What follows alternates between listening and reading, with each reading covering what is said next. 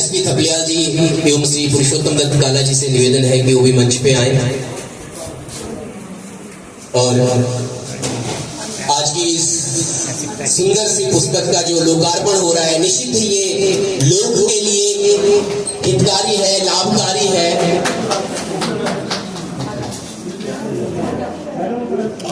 आज के बाद ये जो है संसार की निधि हो गई, समाज की निधि हो गई है, तो इसके लिए श्रीमती अनीता काला जी को बहुत बहुत बधाइयां हैं, बहुत सारी शुभकामनाएं हैं।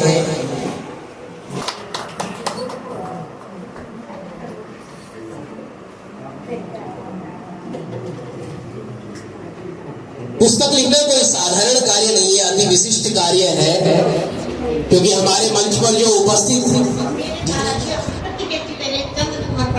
दोनों गुरु भाई थे। तो जब मैं दादाजी के साथ कभी बाजार जाती थी तो दादाजी पंखीरी में हमारे बाजार में आपके दादाजी उस मकान घूमते थे। एक नहीं, दो नहीं, कई बार बात। एक दिन मैंने पूछ ही लिया कि आप यहाँ क्या देखते रहते हैं? घूमते रहते हैं। दादाजी तब तक हम महाराजे को तो आज कृषि फॉर्म बन गया है, वहाँ वो चाय लेके आए, 3-4 लोग बैठे। दादाजी ने कहा यहाँ पे मेरा एक गुरु भाई रहा करता था, उसका नाम चंद्र कुमार बड़पाल था। आदरणीय गोपाल बड़पाल जी मेरे गुरु थे। और कहाँ रहता था, बड़ा तेजस्वी चेहरा था उसका, बहुत पढ़ा लिखा था वो। मतलब उनकी कहानी मुझे सुनाने लगी, बड़ा तेजस्वी चेहरा था। और ये खिड़की देखते हुए मेरे को बोला कि खिड़की है, इस खिड़की में बैठ के लिखा करता था और रोता था। तो मुझे बड़ा अजीब सा लगा। मैं यदि खिड़की है, इस खिड़की से देखना पड़ेगी, आज तो आओ बैठो। तो एक दिन कहने मैं देखना पड़ेगी, ये मंदाकिनी भी रहेगी, ये कमार पर भी रहेगी, कमार पर फोटो मंदाकिनी वो कंदन बनो, ये कमार पर भी रहेगी, ये मंदाकिनी भी रहेगा, ये कंबर भी रहेगा, ये पहाड़ सब कुछ रहेंगे, रास्ते में ही रहेंगे, राहें बदलते जाएंगे। तब दादाजी ने मुझे ये सब अजीब सा लगा कि राहें बदलते जाएंगे। उन्होंने ये भी कहा कि हम तो मिलते रहेंगे, इस शरीर को क्या आता हमें चोला बदल बदल के मिलते रहेंगे। तो मैंने ये कविता लिखी है कि मैंने कई सालों बाद सीख लिखी है कि जाना सभी को एक दिन कब्रों से यूं बिछड़ कर, मिलना यहीं पे फिर से चोला बदल बदल। मैं इसी थीम पे ये कविता लिखी। मेरे दादाजी ज्योतिष के विद्वान थे, पिताजी जो कोई आ रहे थे, एक लड़की 18-19 साल की अपने पापा,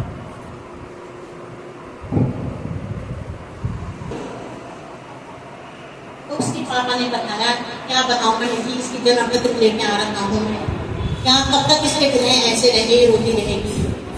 तो उसकी कहानी बताई कि जब ये पैदा हुई, अपने भाई बहन सबसे छोटे 2 साल से उसकी माँ मर गई। मैंने दूसरी शादी कर ली, सोचा बच्चों को देखभाल करेगी, लेकिन उसने इतना अत्याचार इन बच्चों पे किया कि मैं रो जाता था। अगर मैं उसको कुछ बोलता तो मेरे जाने के बाद वो उनको मारपीट करती। मैं इतना मजबूर था। मैंने 17-18 साल में इसकी शादी की तो ससुराल वालों ने क्यों दोबारे की डिमांड की। माँ शादी हो गई, बोला तेरे बाबा और इसको यहाँ भेज दिया। यानी उस टाइम भी दहेज का रहा होगा, उस टाइम क्यों दोबारी शायद दिया करते। तो दादाजी ने पूछा कहाँ है उसका ससुराल क्या है, तब बताया। तो दादाजी ने कहा उन लोगों को मैं जानता हूँ, मैं इसका सुलह कराऊँ। तो भगवान की कृपा से उनकी सुलह हो गई और वो आज खुश है। इस चीज़ का मुझे तसल्ली है। लेकिन मेरी जो पहली रचना प्रकाशित हुई थी वो हुई थी जब मैं 10th में पढ़ती थी, उसका नाम था सफर। तो मैंने उस लड़की को केंद्र मानकर वो कविता लिखी थी कि न जाने कैसा सफर है मेरा, जहाँ पे तेरा वही लुटेरा।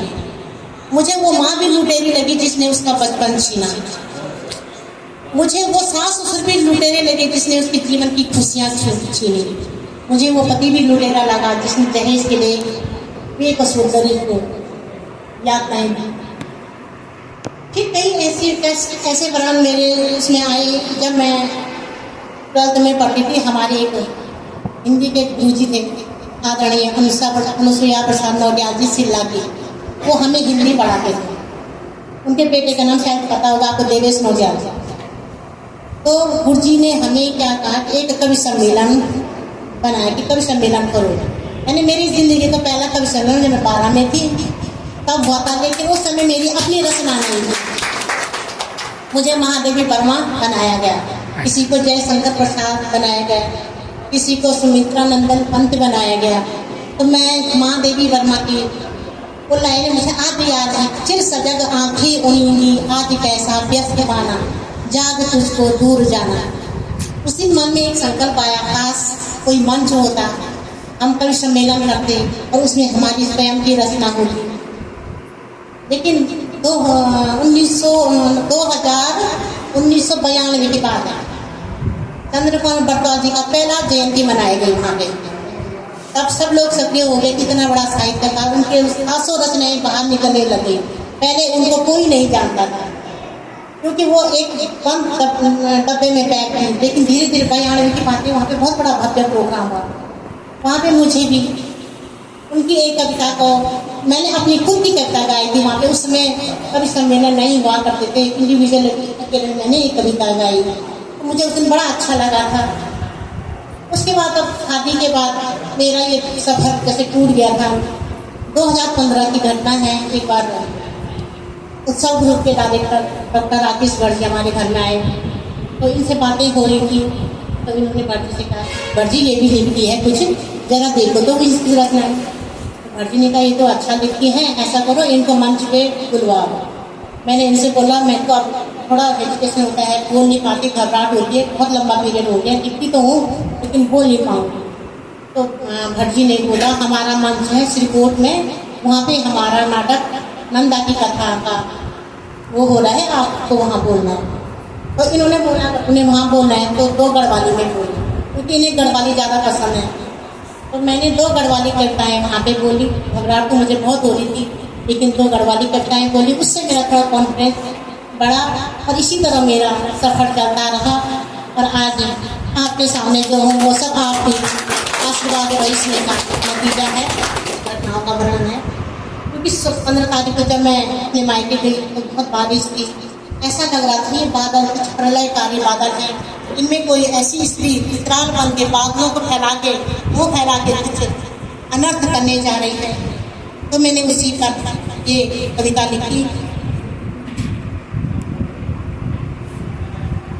बादलों के रथ पर वो कौन जा रही है, बादलों के रथ पर वो कौन जा रही है, युगल चक्षुओं से आंसू बहा रही है, हृदय बड़ा विहल है, अंबर हुआ तो व्याकुल, स्वाति भूमि हेतु चातक हुए हैं आकुल, जाने धरा भी इसमें क्यों न आ रही है, युगल चक्षुओं से आंसू बहा रही है, गर्जन हुई है भारी, अंधकार हो रहा है, प्रकृति डगमगाई यार पार हो रहा है, आवाज नद वो नालों में प्रलय की आ रही है, युगल चक्षुओं से आंसू बहा रही है, चारों तरफ अंधेरा विकराल हो रहा है, हर ओर अब धरा का बुरा हाल हो रहा है, उच्च दामनी कड़कती सबको डरा रही है, युगल चक्षुओं से आंसू बहा रही है, बादलों का रथ क्यों आगे ही बढ़ रहा है, पर्वत की चोटियों के अब पार चढ़ रहा है, चारों तरफ भयानक नाटी करा रही है, युगल चक्षुओं से आंसू बहा रही है, के सामने अब तो बस जल ही जल है फैला, माटी में मिल हुआ है हर बिंदु देखो मैला, पानी में जैसे धरती खुद को डुबा चक्षुओं से आंसू बहा रही है।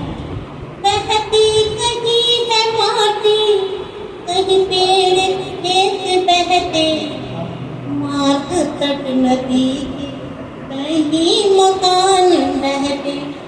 लगती है कैसे धारा सबको डुबा रही है। युगल चक्षुओं से आंसू बहा रही है। युगल चक्षुओं से आंसू बहा रही है। धन्यवाद। आपका आभार। हमारे गुरु जी आगे मोला जी भी हैं। आपका कोटि कोटि आभार, धन्यवाद।